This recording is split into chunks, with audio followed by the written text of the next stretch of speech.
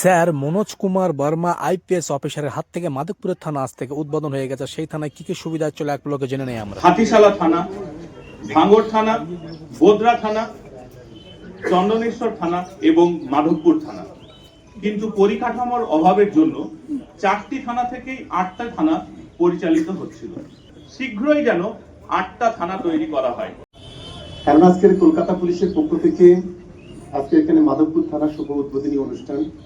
আমাদের মধ্যে উপস্থিত আছেন, আপনারা সকলেই জানেন, আমাদের commissioner of police mister Manoj Varma.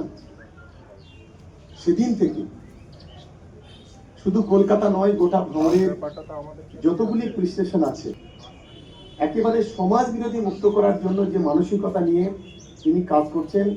বৈঠক শেষ হওয়ার পরে আইপিএস অফিসার মনোজ কুমার বর্মা এবং এমএলএ সওগাত মোল্লার সঙ্গে সাক্ষাৎ হওয়ার পরে তিনি চলে যাচ্ছেন এবং তার সঙ্গে সমস্ত পুলিশ কর্মী